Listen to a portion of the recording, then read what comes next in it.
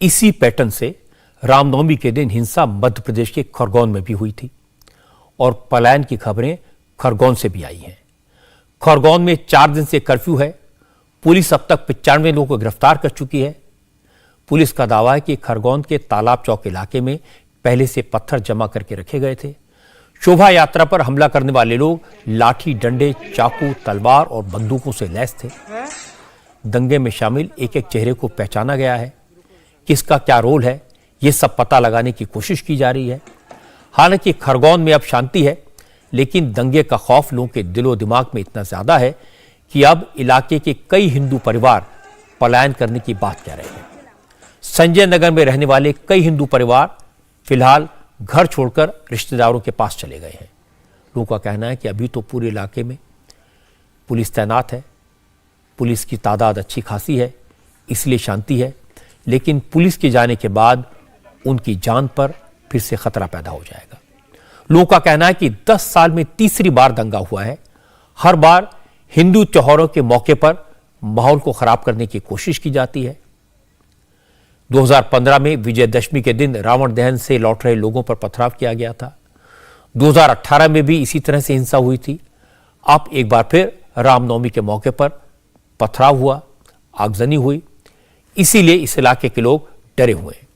उनका कहना है कि पड़ोसियों से तो मदद की उम्मीद होती है, लेकिन अगर पड़ोसी खतरा बन जाए तो फिर ऐसे इलाके में चैन से कैसे रहें। कुछ लोग इधर से आए, कुछ लोग इधर से आए। देखो ये मकान जला हुआ है, ये मकान बिका हुए, ये पूरी ये मकान जला दिया, वो मकान जला दिया। करीबन 20 मकान जले हुए हैं। कम से कम 250 से 300 व्यक्ति इधर से आए, 200-150 इधर से आए, 5-25 जन इधर। हम तो अकेले ही रह गए थे यहाँ पे, कोई बचाने वाला भी नहीं था हमारे को। पुलिस तो बहुत लेट है, करीबन 8 बजे, हम 5 बजे के। ये सामान पड़ा हुआ है, ये सामान पड़ा हुआ चला हुआ है, ये आगे भी है, उधर भी है। ये वो उधर मंदिर को भी तो क्षतिग्रस्त पहुँचा दिया उन्होंने। उधर चक्की को भी आग लगा दी है। पूरा उधर पीछे की बस्ती में भी मकान पे क्यों लिख दिया गया बताओ? सब ये घर के मारे चले गए, घर छोड़ के। इसके कारण बोल कर कि हमको हम यही रहना ही नहीं है, हमको यहाँ से जाना है, क्योंकि ये तीसरी बार हो चुका है। 18-15 में भी हुआ था, ये तीसरी बार का दंगा हो चुका है यहाँ पे। खरगोन के लोगों का डर जायज है, क्योंकि पथराव सिर्फ रामनवमी की शोभा यात्रा पर नहीं हुआ। इसके बाद हिंदुओं के घरों को, उनकी दुकानों को निशाना बनाया गया और अब कई वीडियो सामने आ रहे हैं। उन्हें देखकर समझ में आ जाता है कि रामनवमी के दिन हालात कितने खराब थे, साजिश कितनी खतरनाक थी। ये जो तस्वीर आप देख रहे हैं वो रामनवमी के दिन की है, 10 अप्रैल की है। इस दिन शहर में पथराव हुआ तो लोग घरों में दुबक गए, लेकिन दंगाइयों ने, साजिश करने वालों ने घरों को भी निशाना बनाया। जिस घर पर पथराव हो रहा है वो एक हिंदू परिवार का है। दंगाई घर का गेट तोड़ने की कोशिश कर रहे हैं, घर पर पत्थर फेंके जा रहे हैं। घर के भीतर डरे सहमे बच्चे और महिलाएं कमरों में बंद हैं। एक लड़के ने चुपके से ये वीडियो बना लिया। अब पुलिस इस वीडियो के सहारे पत्थरबाजों को पहचानने की कोशिश कर रही है। जिन लोगों ने इस तरह के हालात का सामना किया हो, उनका डरना स्वाभाविक है। खरगोन के एसपी सिद्धार्थ चौधरी का भी कहना है कि हमला करने वाली भीड़ जिस तैयारी के साथ आई थी, दंगाइयों के पास जिस तरह के हथियार थे, उससे लगता है ये स्पॉन्टेनियस हिंसा नहीं थी। भीड़ के पास पेट्रोल बम थे, बंदूकें थी, जिससे एसपी को गोली मारी गई।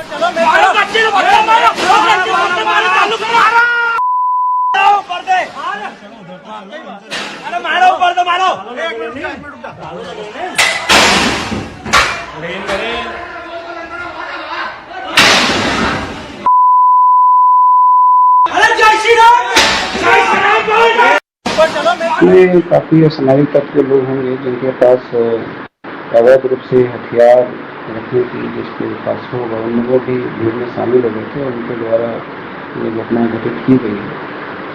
तो खूब से प्यारी या कह लें कि उनके पास हथियार तो मौजूद था। पुलिस इस दिशा में अनुसंधान कर रही है और जो भी इस तरह के लोग थे पुलिस से जो अगर किसी ने सेवन किया है या फिर किसी योजना बनाई तो हम उसको जल्दी ही गिरफ्तार करेंगे। कुछ इनपुट्स मिले हैं और हम इसमें काम कर रहे हैं। यूएसपी सिद्धार्थ चौधरी हैं, जिनको गोली लगी है, हॉस्पिटल में है, रिकवर कर रहे हैं। जिन लोगों ने हिंसा की थी, जिन लोगों ने रामनवमी के जुलूस पर पत्थर चलाए थे, आग लगाई थी, उनकी पहचान करके उनके खिलाफ एक्शन हो रहा है, बुलडोजर चल रहा है। इसके अलावा अब इन लोगों से नुकसान की भरपाई भी की जाएगी, वसूली भी होगी।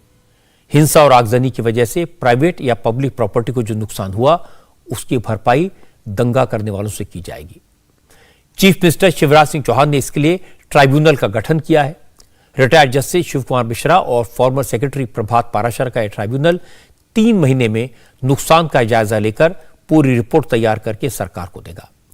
ट्राइब्यूनल इस बात की जांच करेगा कि दंगों के दौरान कितना नुकसान हुआ, किसका नुकसान हुआ, किसने नुकसान किया और इस नुकसान की भरपाई किससे की जाएगी। दंगे में शामिल लोगों के 16 मकान और 34 दुकानों पर बुलडोजर चलाया जा चुका है। पथराव, तोड़फोड़ और आगजनी में शामिल 95 आरोपी जेल पहुंच चुके हैं, लेकिन अब इस मामले में सियासत हो रही है। कांग्रेस के नेता दिग्विजय सिंह ने दंगाइयों से वसूली के लिए ट्राइब्यूनल के गठन का विरोध किया है। दिग्विजय सिंह ने खरगोन हिंसा को लेकर कल ट्वीट भी किया था। बिहार की तस्वीर लगाकर यह बताने की कोशिश की थी कैसे हिंदुओं ने दंगा किया, मस्जिद पर भगवा फहराने की कोशिश की। इस मामले में दिग्विजय सिंह के खिलाफ केस दर्ज हुआ है और दिग्विजय सिंह ने कहा कि वो मुकदमे से डरने वाले नहीं हैं, अपना काम करते रहेंगे। प्रेम, सद्भाव और सांप्रदायिक उन्माद के खिलाफ बोलने से मेरे खिलाफ अगर मुकदमा दायर 1 लाख हो जाए तो मुझे चिंता नहीं है। सर, मगर वो जो आपका ट्वीट था, उस ट्वीट को लेकर उन्होंने मामला ट्वीट में भी क्या था? जी मैंने प्रश्न पूछा है, जी। क्या ये उचित है? सर, वो उनका कहना है कि जो पिक्चर थी वो मध्य प्रदेश की नहीं थी, खरगोन की नहीं थी। हाँ, तो ठीक है, मैंने डिलीट कर दिया। दिग्विजय सिंह को जवाब दिया मध्य प्रदेश के होम मिनिस्टर नरोत्तम मिश्रा ने। उन्होंने कहा अगर दिग्विजय सिंह इसी तरह अपना काम करते रहेंगे तो सरकार भी अपना काम करने से पीछे नहीं हटेगी। नरोत्तम मिश्रा ने कहा कि दिग्विजय सिंह ने कांग्रेस के दोहरे चरित्र को बेनकाब कर दिया। पूरी पार्टी बेनकाब हो गई ना उससे।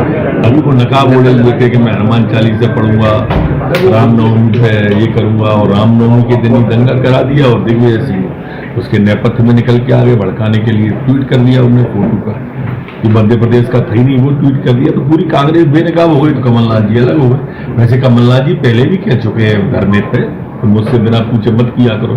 अब वो मानते ही नहीं है, इस उम्र में हैं दोनों के वो एक दूसरे की मान ही नहीं रहे। इस सारे तनाव के बीच भोपाल के शहर काजी ने इस तरह की हिंसा को रोकने के लिए एक नया आइडिया दिया है। शहर काजी सैयद मुश्ताक अली नदवी ने सभी मस्जिदों के मौलानाओं से कहा कि वो अपने यहां सीसीटीवी लगाएं, जिससे पता चले कि गड़बड़ी किसने की। खरगोन हिंसा और उसके बाद हो रहे एक्शन को लेकर शहर काजी ने मध्य प्रदेश के डीजीपी से भी मुलाकात की।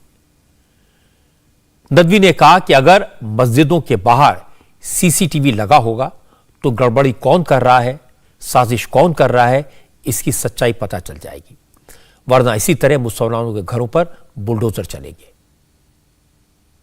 कभी कभी होता क्या है कि सही हक़ाइक़ सामने नहीं आ पाते हैं। शरारत कोई करता है, दूसरे के सामने में लगा दिया जाता है।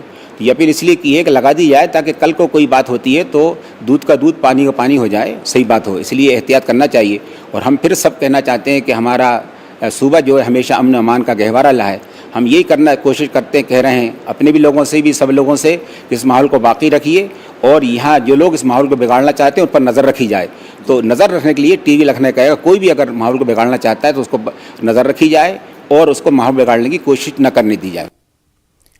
ये बात तो सही, अगर सीसीटीवी होगा तो दंगा करने वाले, गड़बड़ी करने वालों के चेहरे पहचाने जाएंगे। रामनवमी के दिन साजिश के तहत खरगोन में जो हिंसा हुई, उसके साजिश के सबूत भी वीडियो फुटेज से मिले हैं।